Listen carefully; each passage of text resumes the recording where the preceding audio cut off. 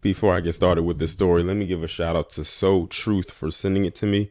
And when they asked me that I hear about this, I was like, no. And then I'm looking at the image and I don't know who this person is that they're talking about. But then I clicked on it and I'm not even gonna lie, still clueless as to who this was. And I said this had to be somebody very important for them to want me to speak on them. And I looked through the article and I was like, wow, this woman right here made some very serious strides as a black woman in this establishment and helped put a lot of people on, especially people that we are familiar with. But this woman's name was Jada Russell, and she was the CEO of Chicago PR, which is a marketing firm. And they said that she currently just recently died of breast cancer, and she was only 45.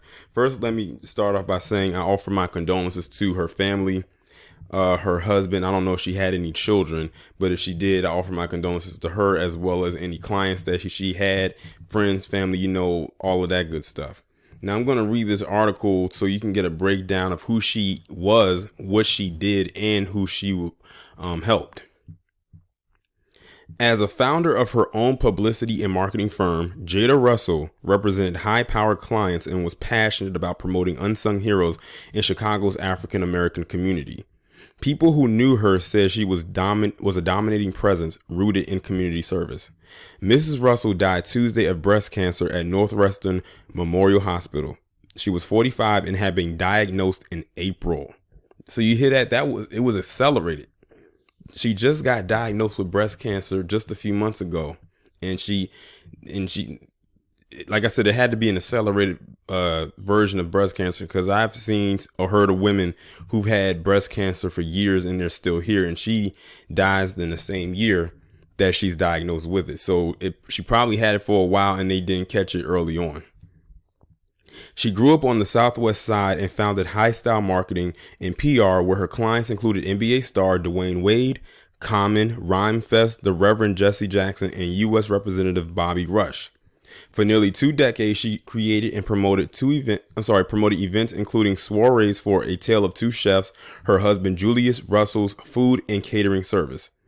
Mrs. Russell graduated from the Fashion Institute of Technology and worked as an assistant executive for Guess Jeans, an account executive assistant for Condé Nast in New York, and a publicist for Johnson Publishing Company before starting her own business in 2001.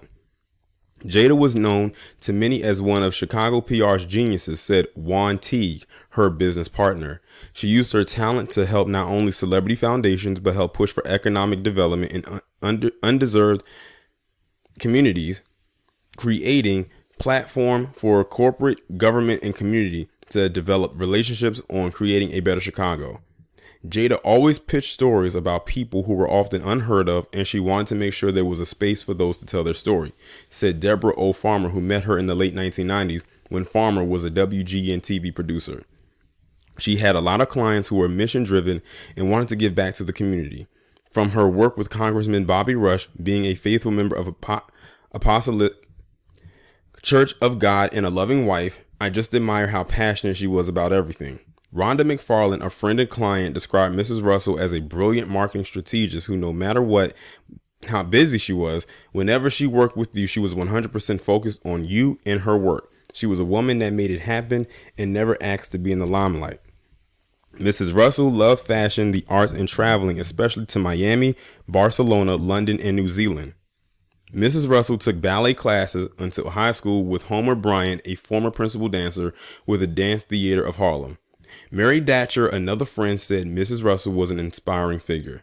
When my niece was 3 years old, I enrolled her into the very school Jada went to because she told me if it wasn't for dance and being in that world, understanding discipline, poise, and how to carry yourself as a young black woman, then it would not have opened doors for her.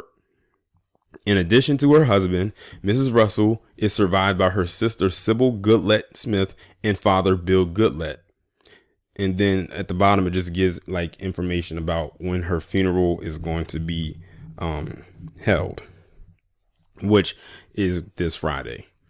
That's, it's sad that, I'm speaking on a woman who has accomplished so much at a time when she's no longer be able to hear whatever it is I have to say about her, even if she doesn't, you know what, you get what I'm saying. It's unfortunate that I couldn't speak on her sooner, like speak on her accomplishments maybe a year or so ago, that way I could be familiar with her.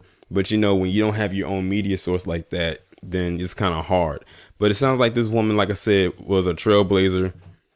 She helped create opportunities for other people. And, they didn't go too deep into her resume, but I'm sure that if they did, I probably would be spending probably the next hour just reading everything that they had to say about her. But it sounds to me like she was a genuine person. She was a kind-hearted person. She was for her people. And, it's unfortunate that you don't have many people out there like that. But when you do get the opportunity to hear about people like her, or even get to know people like her, is always a great thing. It's always very honorable. But rest in peace to this woman, and on the cancer side of things, breast cancer and everything like that. Make sure you go and, get checked, because like I said, that cancer is that's almost like the real silent killer right there. Cause you never know if you'll get it, and how fast it is, because like I said, she got diagnosed in April and this is July. We're talking about 3.5 months, maybe.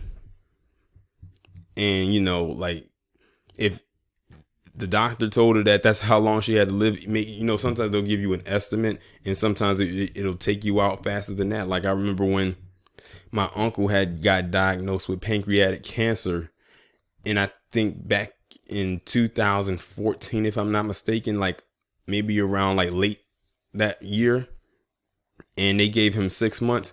He didn't even live past a month, and it took him out. So, that cancer is no joke. It's very unfortunate, but unfortunately, that's how life is. It plays a silly game on us, even though the joke isn't hardly funny. But y'all let me know what y'all think about this down in the comments. Like, share, subscribe. I will talk to you in the next one.